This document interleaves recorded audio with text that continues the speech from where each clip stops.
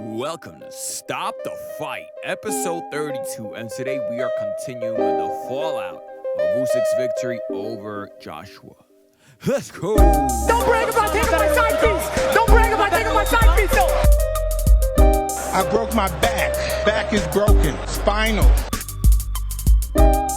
He's strong man, good boy, just... Alright, now that we had some time to sleep on it, a few days, maybe rewatch the fight, what are we all thinking? I'm thinking the same stuff. Not much has changed, except for I maybe truly believe that Joshua does have a shot in the rematch, and don't sleep on him. I did really think about the fact that with the Reese, he was able to change his game plan around 100%. Change the way that he fought and get the victory. It wasn't an exciting fight, but he did what he had to do to neutralize Ruiz. Maybe he does some wonderful stuff for the Usyk rematch, because he is, by the way, exercising the rematch clause. I don't know if that was made clear in the last episode or whatnot, but this rematch clause is getting exercised. He's going right back in. So whatever you want to say about Joshua, one thing he is not is he's not a coward. He looks for these fights. He wants to avenge his name. And we can only kind of clap our hands for that, because that's what you want to see. You don't want to see a champion run scared. This fight wasn't a wash, by the way. It was a competitive fight. It was a competitive fight that Usyk won handedly, but a competitive fight nonetheless. Joshua, especially in the middle rounds, really, did himself proud and showed what kind of a champion he is and showed how he can beat Usyk.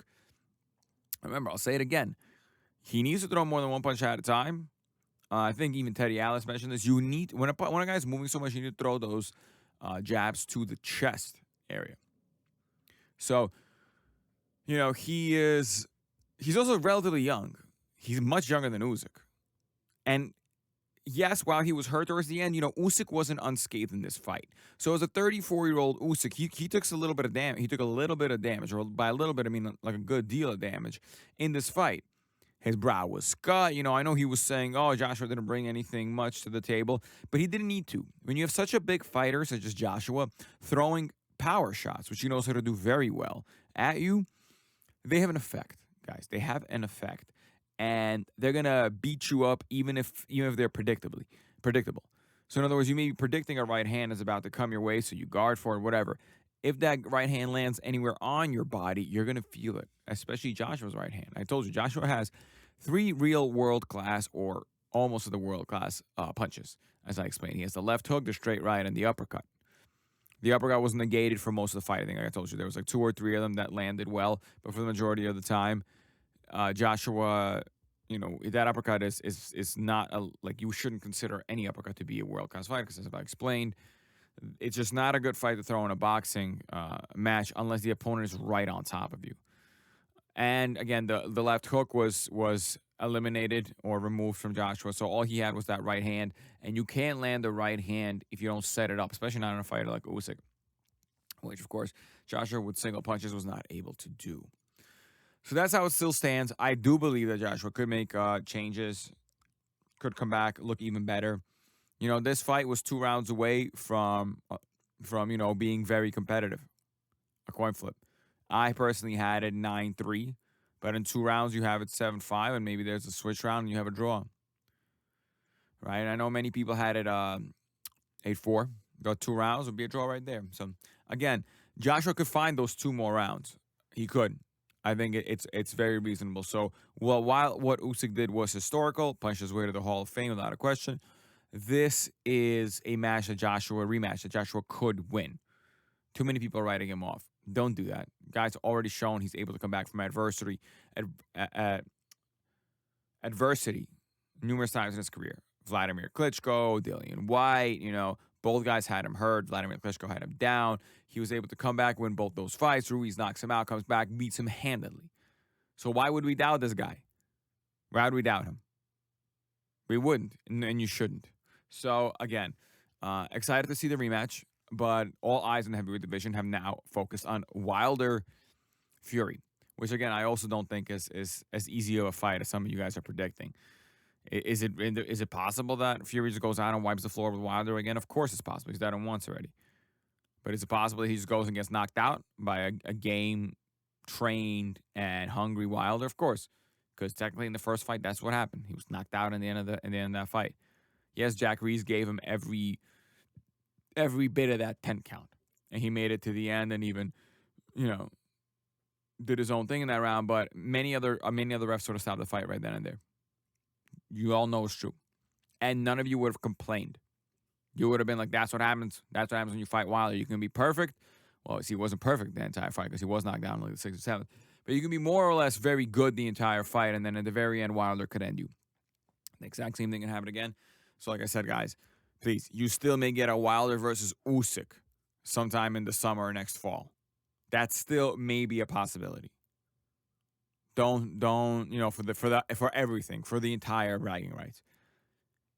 So, don't say I didn't tell you. Now, let's talk about what's going on with boxing this weekend. Well, this weekend, we got the Chris Eubank Jr. versus Anatoly Muradov fight, the David Avanasian versus Liam Taylor. And, well, what can we say? Let's talk about those two fights. Just very quickly, I'm not going to mention too much. Chris Eubank Jr. has been looking better and better and better in his fights. I think, yes, I think he started a little late in the sport, but he really has been looking better in his fights. And I do like the fact that Roy Jones is in his corner.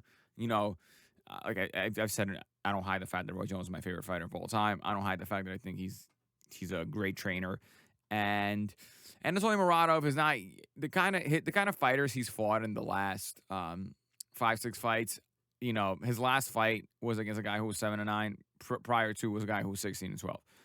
He's 33 years old. He has not had anywhere near the level of opposition that would suggest that he should give Eubank any problems, given that Eubank has fought the likes of Arthur Abraham, Yildirim Groves, DeGale, Karabov.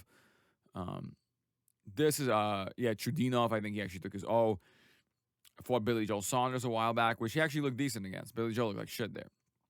So, I guess by decision, loss. So, I don't expect Anatoly Muradov to be any difficulty whatsoever for Chris Eubank. And, this is just the continued march of Chris Eubank. But pretty soon, again, he's going to have to fight another guy up there because, again, he's 32 years old. This is about as good as he's going to get now. I know, Roy Jones still teaching him a few things, but at these, he's a middleweight, super middleweight maybe at most. This is about as heavy as much as as well as he's going to fight, more or less. Roy Jones is going to teach him a little bit of these nuances, minutia as they call it, micro techniques. But, Eubank, he needs to get in there. I think he's at that level where he's a challenger for a world title all the time. Even in his losses, like to Groves and stuff, I thought he had a good showing for himself. So I think this guy is ready. He's ready for the guys at 160. If that's where he chooses to campaign, maybe it could be 168. Next, we have David Avanasian versus Liam Taylor. Now, David Avanasian, what's he known for? He's 27-3, 1 draw, 15 wins by way of knockout, 1 loss by way of knockout. Recently, he lost. Well, his most recent loss was to Kuliak Sakis, right? And obviously a decision loss to Lamont Peterson. But he's most known for, at least for me, is his recent victory over what's his name, Josh Kelly. And that was a pleasure to watch, because sometimes when and I don't want to be a dick, but sometimes when you watch these Josh Kelly type fighters who are so cocky, and you don't quite understand why there's that level of cockiness. Like, yes, he has some skills, but he doesn't seem to have enough skills for the way he fights.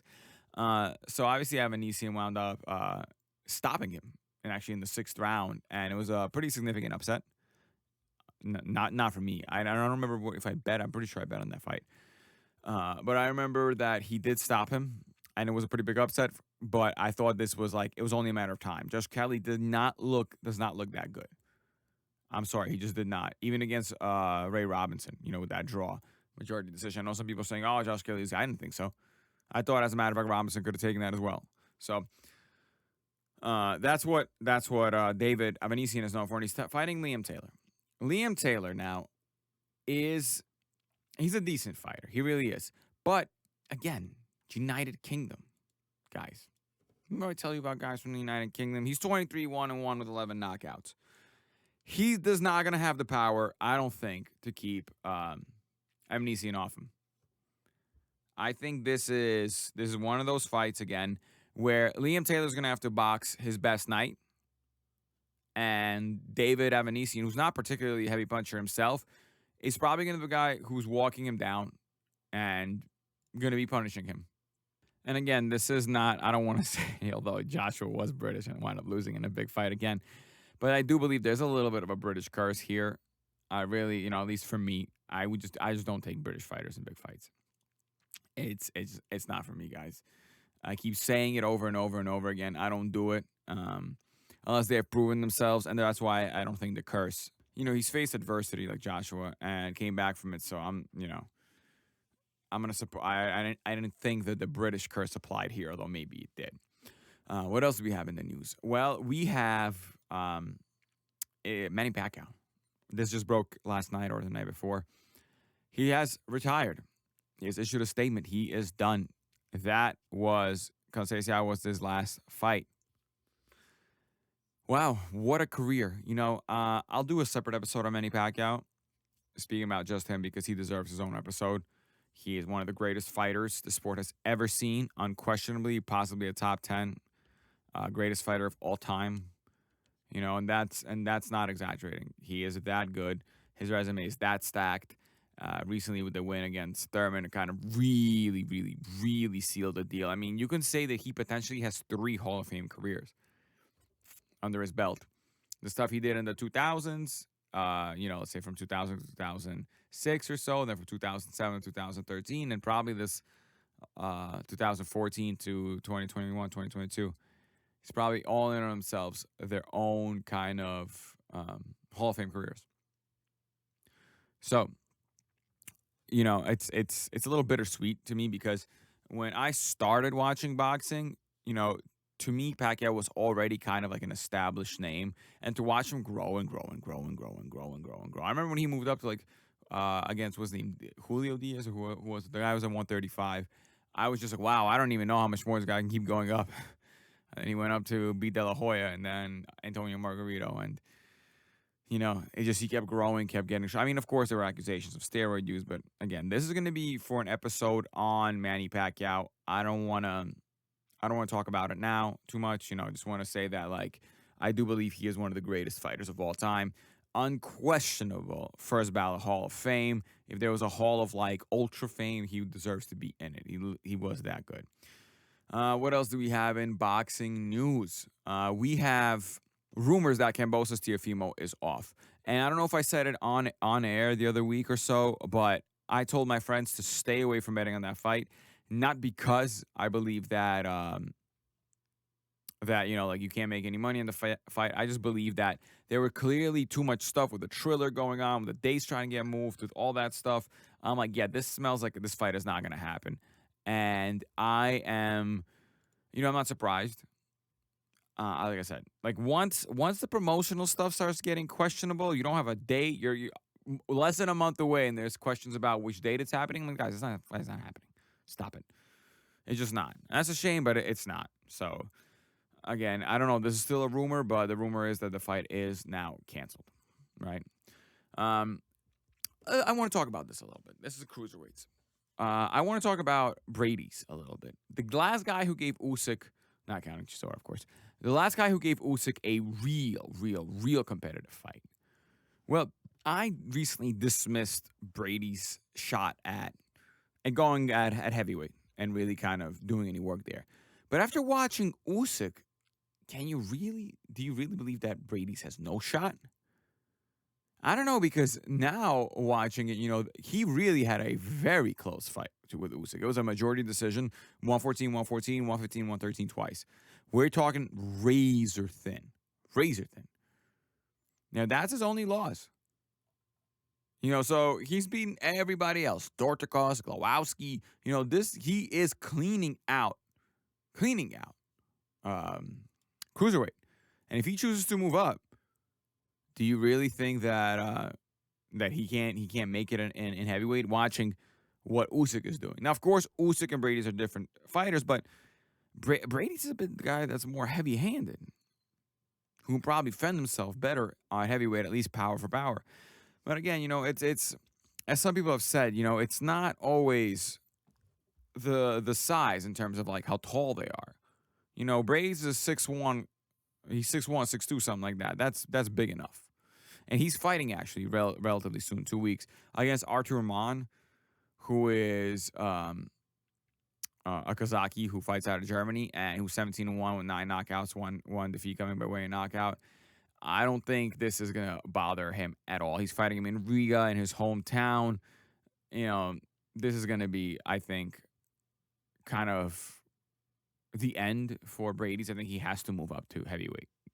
Watching what Usyk did, I think this is his last fight at cruiser. I think he's moving up. There's no need for him to stay at cruiser. He's got to go to heavy. And after watching what Usyk did, he has to have full confidence in himself. And I think he will. And I couldn't even blame him. So, you know, some of these cruiserweights, they can really make the jump. Again, maybe he makes a jump and maybe he's crap. You know, I know Gassiev is up here at heavyweight and he recently had a knockout. Gassiev really seems like the kind of guy who would do well at heavyweight. Simply, he just puts on a little bit more weight. He's still much quicker than the heavies out there. And he's got a lot of pop. So, you know, we got to see how that plays out. Well, that's going to be a really short episode today. Again, there's not much going on this week. And I talked about the 2 fights in England you're going to want to see with the Eubank and Avanesian. And that's it. We're going to talk about, again, next week is big. It's the Tyson Fury week. You know, next week is going to be the big one. We're going to be talking about the historical implications of it. It's a big deal. So, again, there's going to be the Hellenius rematch. Oh, there's so much to talk about next week. So, that's it, boys. That's going to do it for me. I'll speak with you guys on a Sunday, Tuesday. Well, we'll see. I'll probably speak early in the week. I won't do a post-fight on this. Maybe if there's some news that breaks. But that's going to do it for me. It's over. I'm gonna go home and break my wife's hip. Don't brag about taking my side piece. Don't brag about taking my side piece, though. I broke my back. Back is broken. Spinal. He's strong man, good boy, you know, just